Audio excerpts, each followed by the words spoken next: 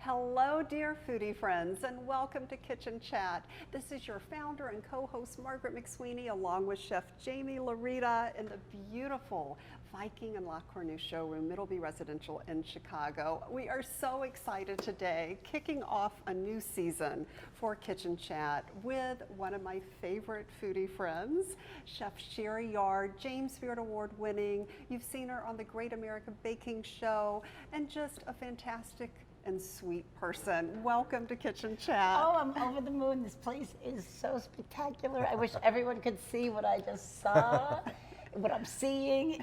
It's like Disneyland and Alice in Wonderland and it was the range in the window. The Dreamer's Kitchen. Oh, the range in the window. Yes. Stopped me in my tracks. Right. She was looking at a pink cornufait in the window, and it's like do you see I'm blushing? Yes. Yes. I'm blushing. It is just. I mean, we're bringing the heat here in the Middleby Residential showroom today. And what a sweet start to the new season with Chef Sherry here. Margaret, let's start this off right. Let's start this off right. First of all, just a quick peek into the back. It was so much fun. Having our first Kitchen Chat, it must have been in 2016 oh my gosh. At the Women Chefs Restaurateur. What year are we in? I don't even know what year We're all we're in so old. anymore. We're all so old. Years ago. It feels like 20 years ago, but it was We're almost. whisking back the years here on Kitchen Chat, folks. And then, of course, as members of Les Dames d'Escoffier, it was Yes. wonderful to see you in Newport. And then, Jaime, when we saw Chef Sherry at the James Beard Award Gala in 2019, I'll post that picture for you to see. But we share such a special bond, and I don't think you know the story, Jaime. Chef Sherry worked in New York City at the Rainbow Room. Oh, that's right. I was in New York City, was engaged, so excited. It was raining that day. We went to celebrate at the Rainbow Room with a glass of champagne. I left my umbrella in the coat check. Shocking. I know. And we are talking about, well, when are we going to get married? Oh, let's do February 16th. Well, I brought the coat check from the Rainbow Room. Is that from the Yes, Rainbow Room? yes. Oh my gosh, it's gonna make me cry. Yes. So What this was- such a dear place, such a everything about the Rainbow Room is spectacular. I shouldn't say was, it was. I mean, it was the 80s. Yes. Oh, yes. And 90s, and it was just such a grand time. Yes. Everything about the place was grand, from our uniforms to the way we treated everyone, the place, the spinning dance floor, the baked Alaskas, the Oh, geez. flambés. Unbelievable. Chef Andre Rene. I feel like Forrest Gump. I feel like so many times in my life, I just pop up at places that are moments in time. Right. And just to be there. Do you know, after our first year of opening, that Joe Baum and the group there, they took a full-page ad in the New York Times in the food section, and it was on page, like, as soon as you opened up, and it was the hand of a waiter, and there was a bouquet coming out of the hand, and the bouquet flowers were all the names of all of us that worked at the Rainbow Room. Oh, wow, It that's amazing. said, on Sunday we closed to honor the best restaurant the best restaurant in New York closes to honor the best team in New York. That's the way to do it. It's all about the team. They closed the restaurant. We had the Moscow Circus. We had the Rockettes. We had a Peruvian band. We had the Four Tops. And it was unbelievable. They had, you know the way we have goodie bags now. They created and invented the goodie bag in 1987, 86. We all got umbrellas. They had picked out things. You had trips to Thailand, trips wherever. It was the most spectacular. They had, go on for days, but they had an oyster, like the Rockefeller, the tower. Yes. It went up to the ceiling, and it was wider than my arms, filled with lobster and shrimp and Wow. mussels and clams and everything you could think of. It was the best party, and I've been to some big parties. I'm sure you Yes. have. The best party I've ever been to in my life. Shared experience with over 400 people. Maybe more. Wow. Amazing. Oh, I just want they don't that do it gift. like I that just- anymore. I just They want just don't do that- it. They don't do it like that anymore. No. Is right, but I just want to get my hands on that goodie bag. Oh Yes. my gosh, it was I mean, it was the amazing. 80s. What year? 1986. 1986. Wow, That that must have been a hell was of a a heyday. And the people that used to come in, I'm sure. Oh, on yes. Tuesdays, certain folks came in exactly on Tuesdays at 8 o'clock, and they'd go Uh-huh. on the dance floor and spin, and on Thursdays they would come in with someone else, I'll just say. Oh, okay. And I can't say, but I just Margaret, knew. you're so racy. You were there too? Well, for my engagement Yeah, celebration. For her engagement celebration. Better grab your pearls, Margaret, because the truth's about to It's come out. coming down. So let's spin it back even further, shall we? Yes. I'm going to use my whisk Yes. off this whole experience. Yes. So let's spin it back even further. I want to know, like, what was your first defining moment? You're a little girl, maybe you're a teenager. What was the moment where you were like Winnie the Pooh? We talked about him earlier. We Yes, won't we tell did. you how or why. But like when you first put your finger in the honey pot, what was the thing that made you think pastry, desserts? Okay, you ready for this? Yes. I love stories, and my entire life is nothing but a story. I'm Irish background, so they say, you know, we can tell a good story and pour a good beer. True. The thing is that when I was growing up, my grandmother worked at the Waldorf Astoria in New York City. Doing and, what? And she was a turn-down maid. Ah. It was simpler times. She was a turn-down maid, and my uncle started as a bellhop. My uncle, by the time he retired in the late 70s, was the general manager at the Waldorf.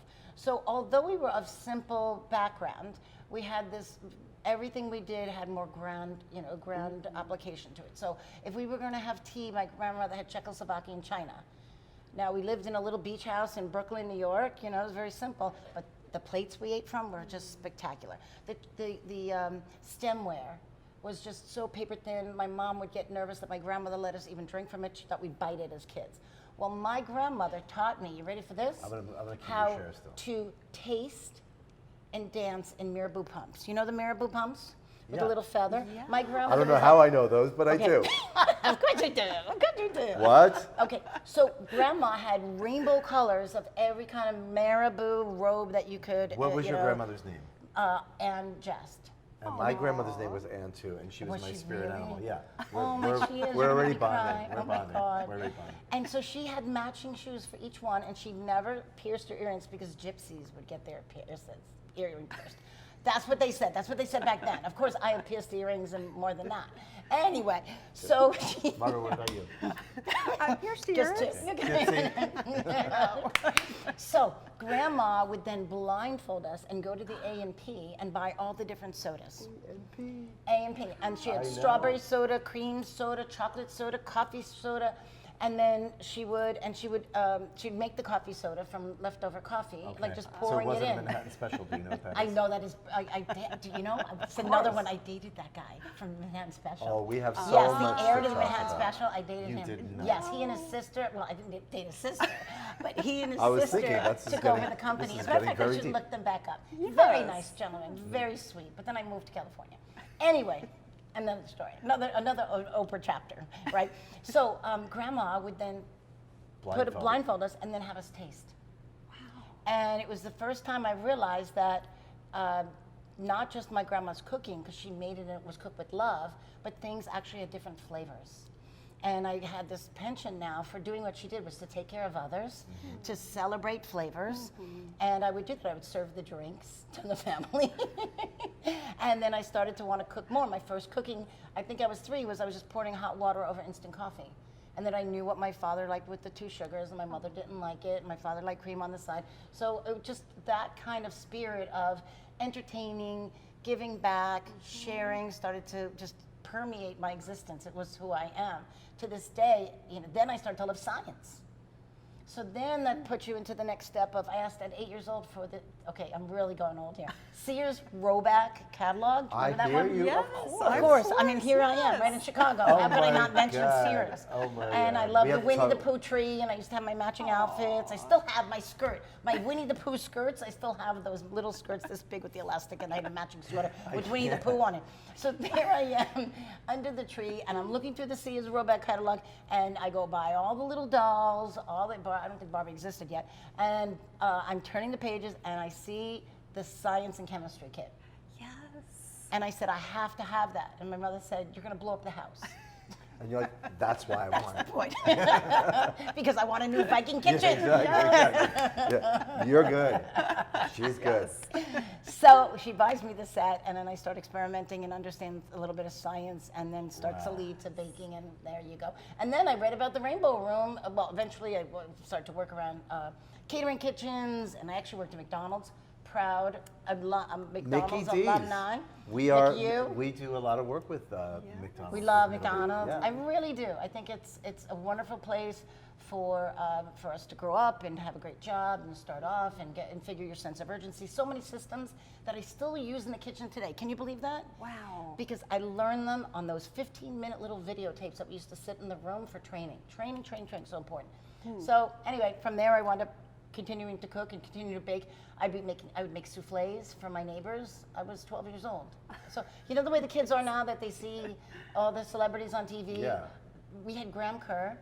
We had Big Julie, of course, Julia Child. Margaret's going to ask you a question about her soon. Yes. Love Big Julie. And I like so, that she calls her Big Julie, by Yes. the way. but not because she was just always so grand to me. She's big in every way. Grand. She's a legend. grand dame. As a Yes. dame, she's the grandest of all the grand dames. Right. Yes. So anyway, so yeah, and I just started to do that, and then I wanted to learn more, and I wound up going to, where did I go first? New York City Technical College in New York City.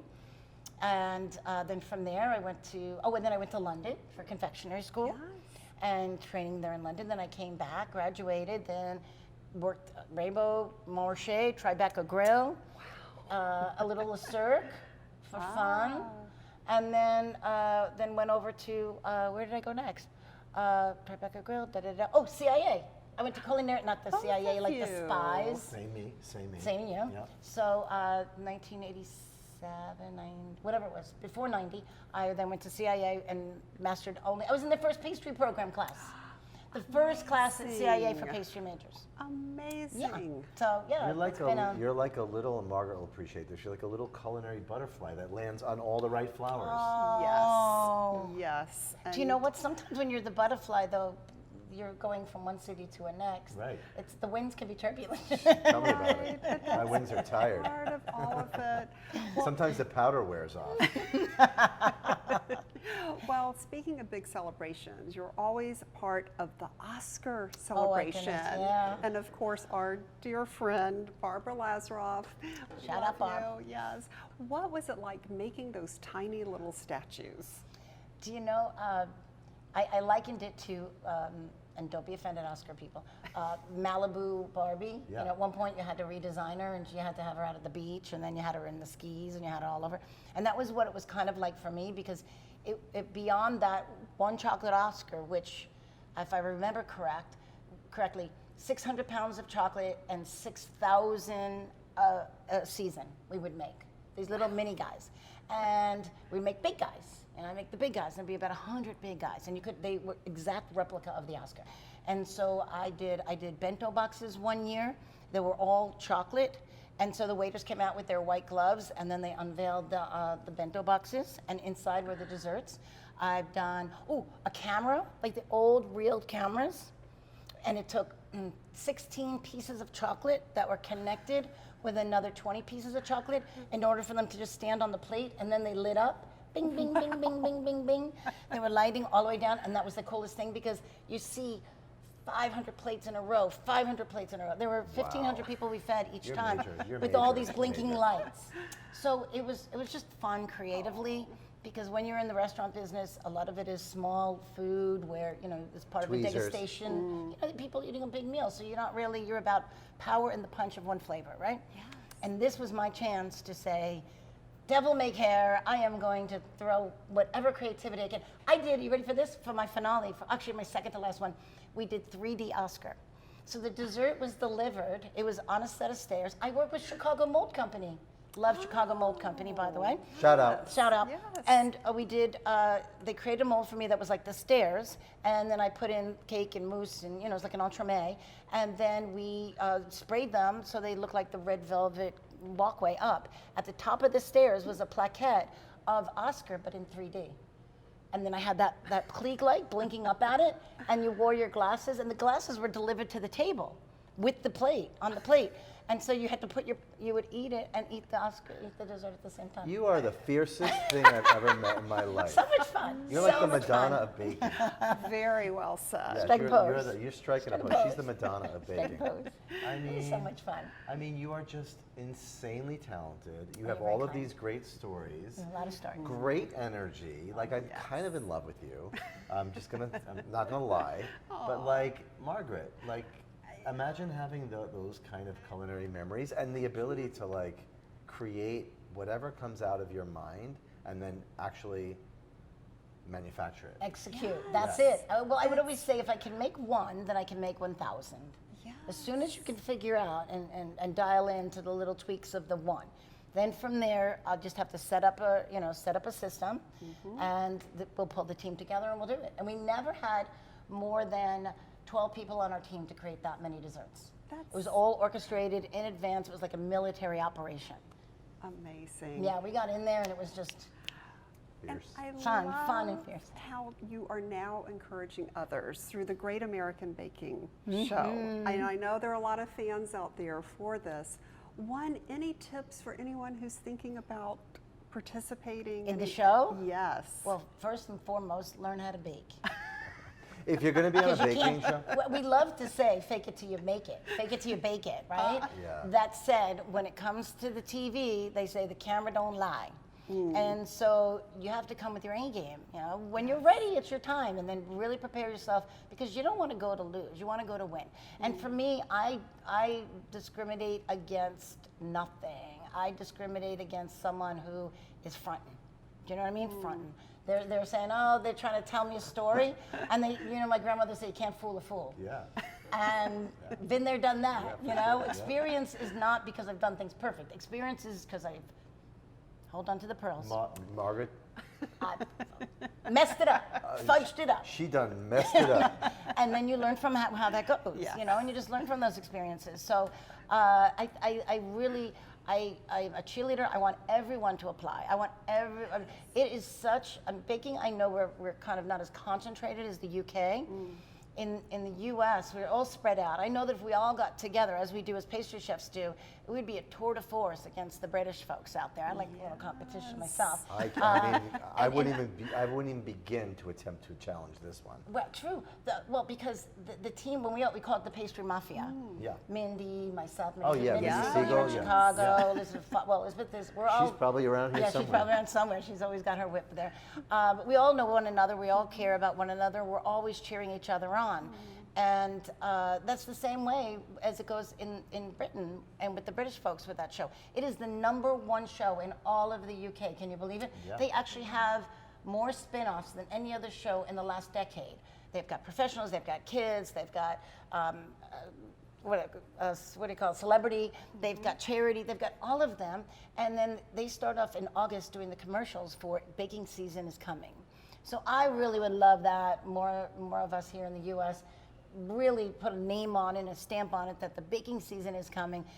To me, it's every day. I wake up every day and I bake. But sure, coming September, we all really focus in on this. This is our pleasure, sometimes our pain. And we Well, all. it's not good unless there's a little pain, I always say. Well, every recipe, you need some sweet, you need some bitter, Right. you need a little bit of everything. And Little life as well. Speaking of kids and children, talk about these children. Oh, thank you, my babies. Well, this is my first book. It's called Secrets of Baking. It's a primer, essentially. I wanted to create it so folks could understand what baking, what everything with baking. So very simply, like, how does butter and sugar, and what are they? And then how do they react to the eggs and the flour? So in this book, I have to do a little quickie. Ingredient relationships. Ingredient relationships, because all that matters, we say time, temperature, and methodology, right? Yeah. So that's the difference. So look at how simple. I give you the family tree. You can see the tree. And then it has the basic ingredients. Here, I'm about to teach you something, the best culinary lesson, sweet culinary lesson of your life. What is ganache? Chocolate and heavy cream, equal parts. Done. You can make a souffle, you can make a truffle, you can make a glaze, you can make a dip, and on infinitum. I don't want to go on mousses and so on. Just from that one basic ratio. Understanding that equal parts of the two create a mother base, and then more heavy cream equals more moussey, less heavy cream, more glazing, and that's it. So that's the way the whole book is set I up. feel set free. Yes. So this little baby boy, girl, whatever, secret's a biggie, 20 years old next year. Oh, this is One gonna- more year and it can drink. Yeah, obviously. Yeah, this is, get ready. Your life is Yeah, about to it's change. actually, this one is out of print, and you can get it still like on Amazon, but they start to, I will be searching Amazon searching shortly. Amazon. And then my other baby, when folks said to me, you didn't really give us the secrets, and I said, what do you mean? And they said, where's the Kaiserschmarrn from Spago? Where's the Dobosh Tort from Spago? Where are the other recipes? This one is my life's journey in desserts. So it's Desserts by the Yard, from Brooklyn to Beverly Hills, recipes from the Sweetest Life Ever. And it starts in Brooklyn and ends at the Oscars. I feel like a loser. La la la. This baby is 16 years old. Sweet 16. Wow. Yeah, I'm overdue. I'm working on Well, another they say book, but- things happen in threes, so your next Yes. one. Yeah, I you think know. so. Speaking of next, Margaret Yes. Next. and Sherry, what's on the plate? I mean, we've gone down in the past. Like, what's the future? As far as baking is concerned, Just the future. Like, what is your big dream? my big dream, oh goodness, to have a Viking kitchen. Enough said. I'm Sweet sitting in dream. here and it's just like, Well, now that we're on the company and Middleby and all that, you understand who we are. We're the Middleby Corporation, so we own probably brands that you're familiar with. Like, have you ever heard Everything I of work with. Blodgett? Blodgett's the only oven I will use in a professional kitchen. How about Jade? Jade is the only, I love the little, what's it called, the Junior Jade, or I forget the name of the line, but we put it into our kitchens because it fits perfectly and it's so functional. They utilize every inch of space because, you know, when you're working the kitchen, especially when you design kitchens for New York, I design kitchens, and in some of the cities, you don't have that much space. And every little half-inch, quarter-inch, centimeter, it all matters. And when they design that, and everything that you've designed is just state of the art, clean, functional, professional. I mean, I'm a fan. She's a I'm Middleby, big she's a, fan. Middleby geek. Yes, I'm a So geek. we're gonna dance over the future question for now. But Margaret, Yes. why don't you? I'm sure you have another question. I have so many questions. One, Julia Child. What is your favorite special memory Oh, with Julia? gosh. And how did she influence you? Do you know okay, so we skipped over the fact that I worked in San Francisco. So I was the pastry chef at a hotel restaurant called Campton Place. It's still there today. And in the heyday, it was Brad Ogden and followed by Jan Birnbaum, rest his soul. And what folks didn't know was that KQED, public television, shot their culinary shows there in San Francisco. Where did everyone stay? At Campton Place. So Jacques Papin, Yankin Cook, Julia, they would all come in and stay with us. So as the pastry chef, I would, every little last detail. If a doggy was coming in, I'd have a dog biscuit. If someone liked English muffins, I would make homemade English muffins. And Julia was the type that, I don't know when she slept. She loved to stay up late. She got up very early. Jacques too. Jacques goes to bed late at night and gets up very early. This Jacques as well. Jacques Papin, right? Yeah. Yeah. You just want, they just don't want to miss a moment. They're just so fabulous. And one day she came in, she was shooting the Master Chef series. Yes. It's this wonderful book that featured everyone in this book. And Jeremiah Tower was there. And yeah, Big and fan. Emily Lucchetti, shout out to Emily, amazing pastry chef, sister pastry chef. And they came in and she wanted to sit down and she said to me, do you have friends? I said, yes, Julia, of course I have friends. I'm very worried about you. You work too hard. You work too much. I'm here in the morning, and for her who would get up at 6 and 7 in the morning and didn't go to bed late at night, I was there when she was. I'm here.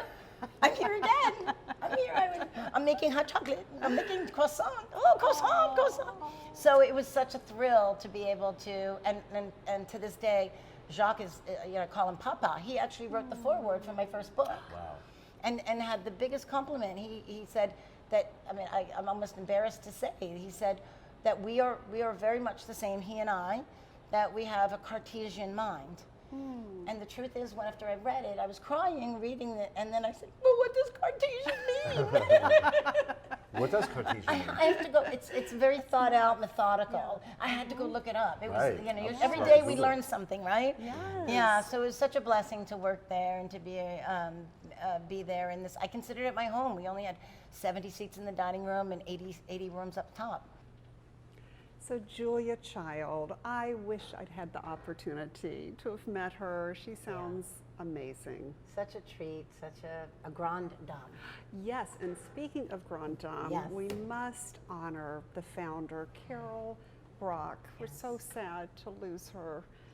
Well, life well lived, and such a difference she's made Yes. to all of us, to Yes. bring us all together. Decades ago, where we didn't come together, we didn't know to come together, and with the heart of food and family and celebration.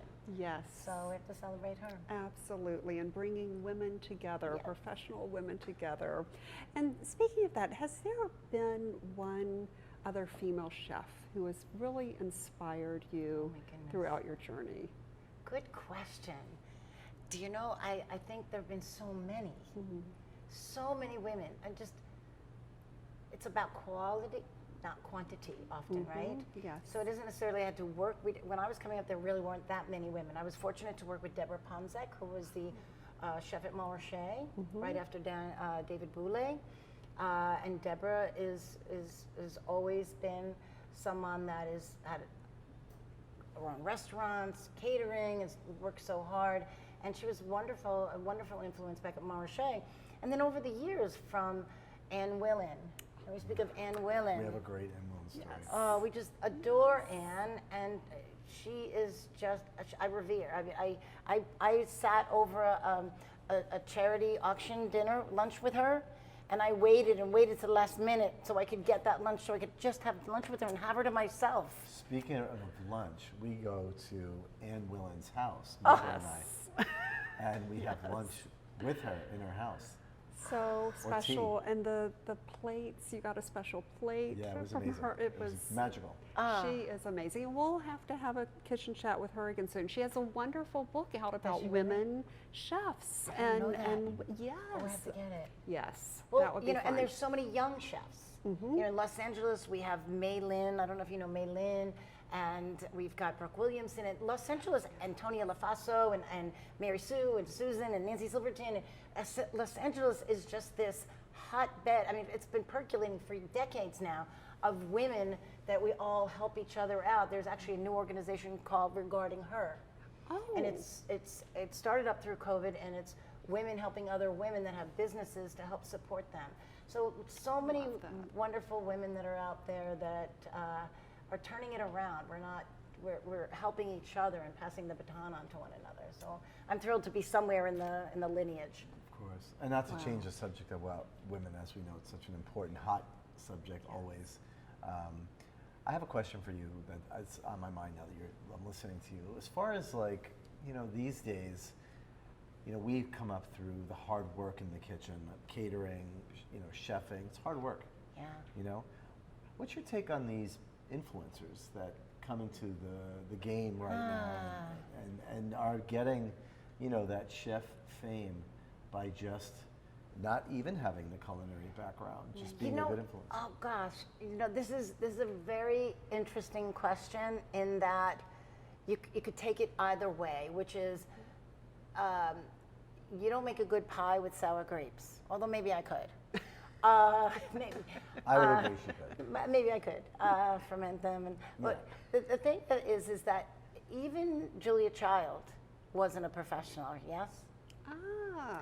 And there was a little bit of rivalry. If you look into history, I'm reporting, not reporting the news. It's true, between Julia and Madeline.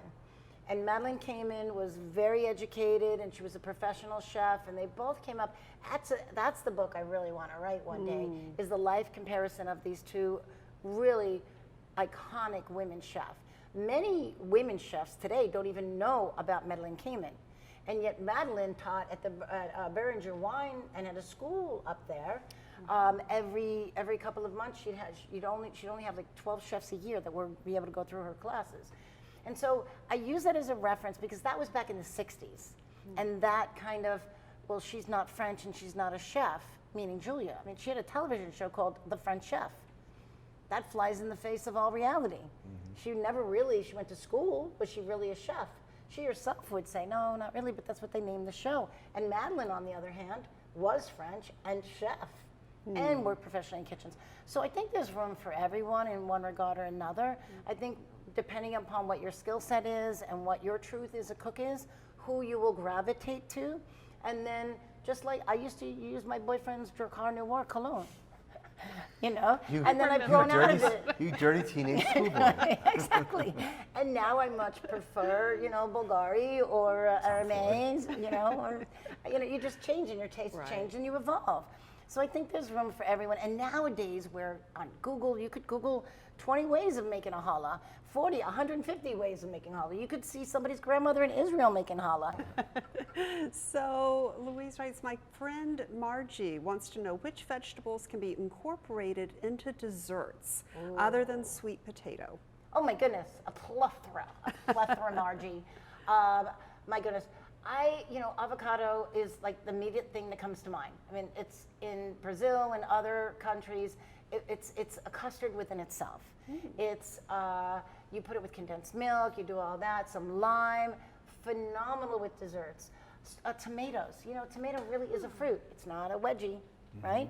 And so you just take tomatoes and you start to dehydrate them. A little secret and not a lot, just a whisper of sugar as they're starting to dry out, and you put those in, and it's phenomenal. And then you start to match like things, tomatoes with strawberries, tomatoes with raspberries, and you can put those in, even if you were to do sun-dried tomatoes and put it into a shortcake that you were putting with a whipped cream with strawberries and things like that. The thing of it is more over than whether something, we're in a time now where we're categorizing everything, genders and whatnot. Same thing with veggies and whatnot. You don't have to. So you can just start to think of profiles that make sense. Why does clove go with pineapple? Well, because my mother put that in there. Well, there's a reason for it. Actually, Michael Ruhlman has a book. Michael Ruhlman, he wrote a book about tastes and taste profiles that match one another. We could have a whole nother class on that. Wow. So you can match these things that make sense that go together. Why does pistachio go incredible with coconut? Because there's a scientific thing, but ultimately the tongue and the fattiness match with the umami or the earthiness of a pistachio. Yeah, if you think about them as an actual ingredient, when you look at them, although they're different sizes, they both seem to have that shell, that protective layer. Yeah, and if you take your ingredients, this is why it's so important not to just get any ingredient. Keep your basic ingredients, but if it's seasonal, go there and wait. Don't just get apricots because it's apricot time. Wait till that farmer has the perfect one, because an apricot from the beginning of the month to the end of the month is totally different depending upon what you want to make with it, from jellies, jams, tarts, whatever. And what happens is, as it's sitting on the tree, the sun is hitting it, and the noyau, which is the nut in the center, is starting to get cooked as well. Yes. And then it starts to get different flavors, and it goes from that bitter to that sweeter, and it starts toasting and cooking. And you can't make jam with it, but you can eat it, and it just drips down your face. It's funny, at that we point. were just having a kitchen chat with Jeremiah Tower. Oh no, Yes, you did not. We did last week. We Holy did. cow, I'm following We did. Jeremiah Tower. I mean, how do you follow that, girl? I don't. And you know what he said to me? And What'd he say? I was like, I thought I liked him before, but then I was like, Amazing. What do you yes. say? I used to have a small little farm type thing, a lot of gardens. And he said his favorite meal was a hot tomato coming out of the garden. Slice, sea salt, some great fresh bread, right? Glass of wine. Right, glass of wine. But Jumping, like, bubbles. yes, but I used to have a table. I'm going to show that picture Yeah. in our heirloom tomato garden, where I used to take a plate, salt, good olive oil, take it right off the vine, and we were talking about the smell of the vine. Yeah. The smell See, of that's it. Yes, it's like almost like cologne. Oh, you're seeing Yes. it. It's exactly it, everybody. Yes, Okay, yes. finish. And I got to. And then taking it from the vine, actually taking the plate. I mean, the vine itself smells so great. Slicing the hot tomato on the plate, olive oil, great salt. See, that's just it. I think that is the key, because you're smelling that vine, right? And that's like the the tomato is the lead actor, right? Right. And then you got the supporting actor, and that's the vine, and it's helping do that. I know it's a little Hollywood of me. Well, here's the thing: passion fruit, okay? Lilikoi, as they say in Hawaii, is if you go up and you smell the lilikoi flower, it's different and fragrant than the passion fruit itself. I'm going to give you a big secret if you're watching and you stayed on this long, because it is one of those amazing secrets besides the coconut pineapple thing, is jasmine flowers. If you take jasmine flower, because you make a syrup for a sorbet or whatever you want to make, a souffle, I take jasmine flowers and I infuse them into a passion fruit base, and people always say to me, how did you get this passion fruit so floral? A, it's the best passion fruit out there at the height of the season, and B, I'm just coaxing that flavor out from what already exists. See, it's like, Margaret. Intimate. You have to be intimate with your ingredients. The word. Intimate. I was gonna say it. You were? I was going to say intimate. See? We were I like, was gonna pinky say- promise, I pinky was going swear. to say intimate. Pinky promise, pinky swear. You get intimate with the ingredients, and even, Margaret, like, if you're really in tune, your plants in your home and your garden will talk to you and tell you when to water them during the day. Wow. Things smell differently in different temperatures. It may Yes. be 85 degrees one day or 68 degrees. They smell differently in temperatures. But when you're in tune to that, and you're a great chef like yourself, and you listen and you feel and you're Yeah, ready with it. to receive the moment, you're ready, you're waiting for it, and all of a sudden you're in tune with it, and then you go, oh, wait a minute, same thing, different smell, different flavor. Yeah, and salt. Listen, don't salt too prematurely. Don't be a premature salter, because salt changes as it sits in an ingredient. And also, don't salt for the sake of salting. Right. It's different salts. You've got pink Himalayan salt, and then you've got smoked salts, and then you've got all these salts. I love salt. Wait till you see my salt Don't be a bar. premature I've got salter. a salt bar. And Mindy Siegel taught me with the ingredients. I baked her my chocolate chip cookie, which I love. It's like everyone has their own. So delicious. She said, you know what that needs is salt. And I was like, this was years ago, and I thought to myself, is she crazy? We salted it. Game changer. It's always the last thing on your tongue is the salt. You do the base and the flavor. We can have a whole story about how to create a sorbet or a gelato or these flavors. Margaret. Because salt finishes it. Margaret, this kitchen chat can go on for a week. I know, We could go on for a week. I know, but I'm going to start calling you all the flavor whisperers. So, I'll take it. as you all know, dear foodie friends, I always like to end each episode with a guest. What are your top 3 tips for the home chef? Ooh. Your tongue is the most important tool in your kitchen. Number 1. Wow. That's a good one. Most important tip. Second thing, truly don't throw things away, because you can be a lot more resourceful. Remember your freezer. Yes, your freezer is your good friend. It's okay to use the freezer. People always like, it's frozen. I don't eat frozen. No. You know what? In France, there's a supermarket called Picard, and everything in there is frozen. Why? Because just like half of the seafood we're eating, you get it fresh, you freeze it so this way in the proper way, so that you can eat it with its highest vitamin content. So, and what's that? And then beyond that, make friends. Don't make a meal without sharing it with someone else. Oh, all of this wisdom here in the kitchen. Well, thank you so Oh, my much, pleasure. Sherry. My pleasure, so really. special, and Jaime, always fun to co-host. It's been fun sharing time with you. Yes. Sherry. You guys are the love best. This that. has been my pleasure, my honor. This has been so much fun. Oh, well, thank you. And thank you, dear foodie friends, for joining the fun here on Kitchen Chat. Please tune in to all the other episodes and check out some great recipes from Chef Sherry Yard and her cookbooks. We'll make sure we have links to that. And I also did will that post demo. some photos from the great Viking Facebook Live they did today with a delicious, delicious recipe as well. But always remember to take a moment and savor the day.